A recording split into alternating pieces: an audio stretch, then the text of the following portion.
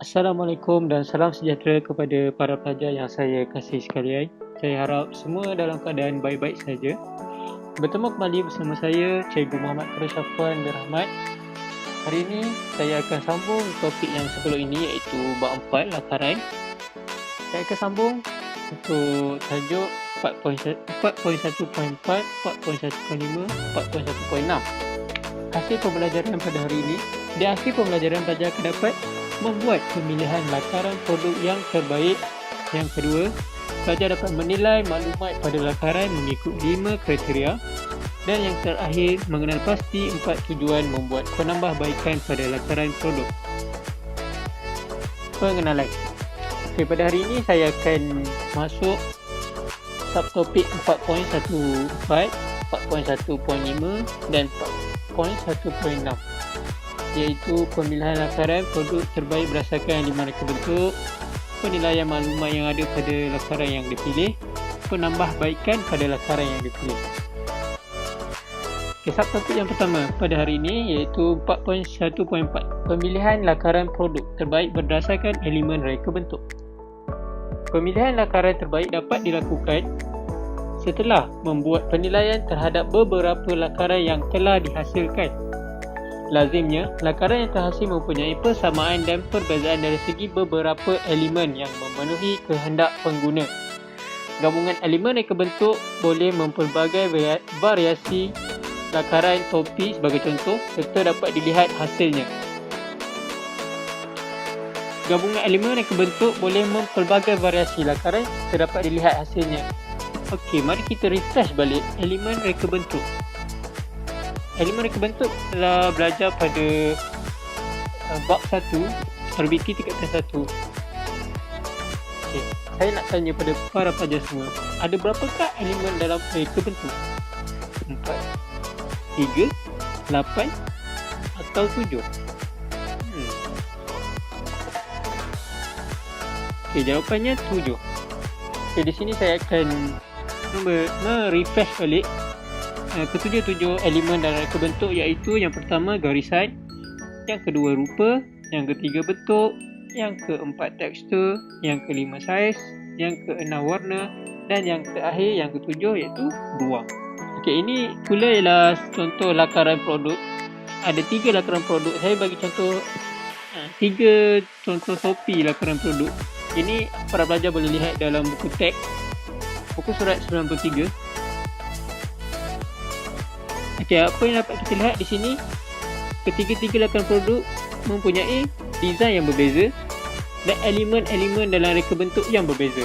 Okey, kita pergi ke produk yang pertama, iaitu terdapat warna seimbang dan sesuai untuk semua golongan pengguna, nilai estetika mempunyai elemen garisan yang menarik, bentuk menarik dan selesa.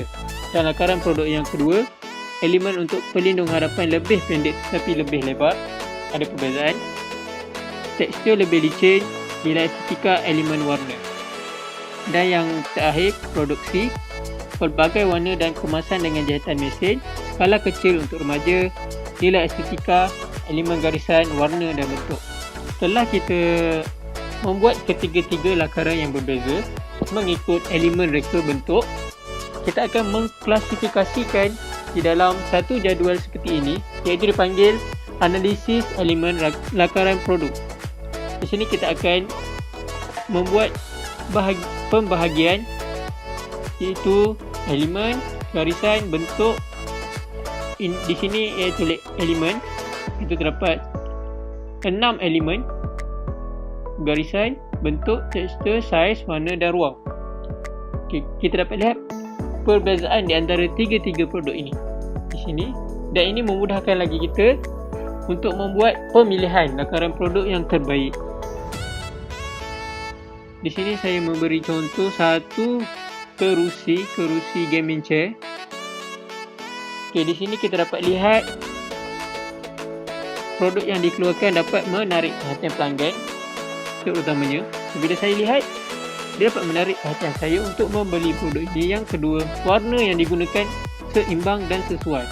Gabungan di antara warna hitam, merah dan juga kelabu ini membuatkan warna kerusi ini lebih seimbang. Bentuk mudah dihasilkan yang mungkin mungkin kerusi ini mudah dihasilkan kerana dia hanya menggunakan plastik yang biasa dan mempunyai nilai estetika. Nilai estetika ni di mana keselesaan pada kerusi ini, saya dapat lihat keselesaan pada kerusi ini. Sebelum kita membuat borang penilaian pelanggan, yang pertama kita perlu pastikan iaitu umur dan jantina perlulah ditetapkan terlebih dahulu. Dan yang kedua, maklumat yang diperoleh dapat digunakan oleh mereka untuk memilih lakaran yang terbaik. Okey, di sini saya beri contoh borang penilaian pelanggan yang manual, yang perlu diisi secara manual. Dan yang kedua, dipanggil Google Form Survey. Survey ini boleh diisi secara atas talian dan hanya dikirim melalui telefon bimbit. Cara ini kebiasaannya lebih ramai menggunakan dan memudahkan lagi. Seterusnya kita akan pergi ke subtopik yang kedua, iaitu 4.1.5, iaitu penilaian maklumat yang ada pada lakaran yang dipilih. Penilaian maklumat yang ada pada lakaran yang dipilih ini bermaksud citarasa pengguna sentiasa berubah-ubah mengikut trend semasa. Mereka perlu sentiasa peka terhadap perubahan, keperluan dan kehendak pengguna. Mereka perlu sentiasa mencari idea baru untuk memastikan produk mereka sentiasa berada dalam pasaran. Penilaian terhadap reka bentuk produk sedia ada di pasaran dapat membantu mereka mengenal pasti cita rasa terkini pengguna. Okey, di sini saya memberi contoh terdapat, iaitu macam mana hasilnya lampu daripada lilin dan setelah diinovasi dan menjadi sebuah mentol yang digunakan pada masa kini. Sini menunjukkan perubahan trend pengguna, sebab zaman sekarang dah tak ada orang nak guna lilin, so sekarang hanya guna mentol lampu. Dan mentol lampu pula mempunyai design yang berbeza di antara ini dan juga yang ini. Setelah data daripada borang penilaian pelanggan diterima, iaitu para pelanggan lebih menyukai produk topi A berbanding dari produk topi B dan produk topi C. Dan pengeluar perlulah membuat analisis lakaran dengan cara mengeluarkan maklumat yang ada pada lakaran produk tersebut berdasarkan 5 kriteria, iaitu yang pertama, bahan yang digunakan, sama ada kain felt, sebagai contoh ini topi ini menggunakan kain felt lembut. Dan yang kedua, penyambungan yang digunakan menggunakan jahitan mesin. Dan ketiga, jenis kemasan produk, butang kecil di atas kepala di sini. Dan yang keempat, fungsi produk menutupi kepala. Yang kelima, elemen yang digunakan, desain, warna, bentuk, ruang, saiz dan tekstur. Klasifikasi ini boleh ditulis di bahagian tepi-tepi ini. Sebagai contoh, ini hanya membuat anak panah dan juga klasifikasi seperti ini.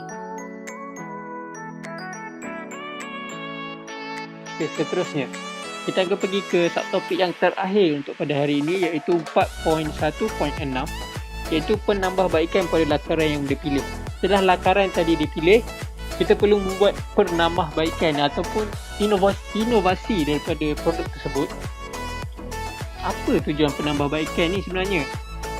Okey, tujuan penambahbaikan ni adalah untuk memenuhi citarasa pengguna terkini.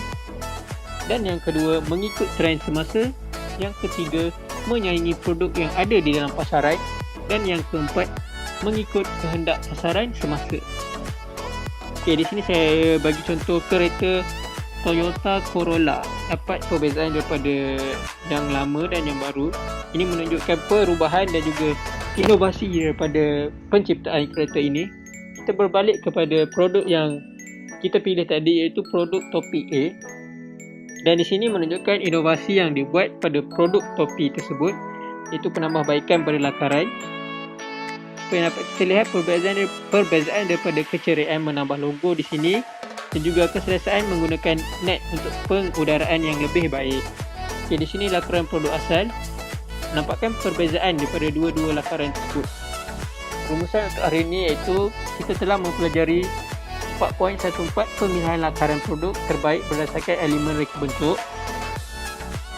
iaitu terdapat kriteria pembinaan lakaran dan juga borang penilaian pelanggan.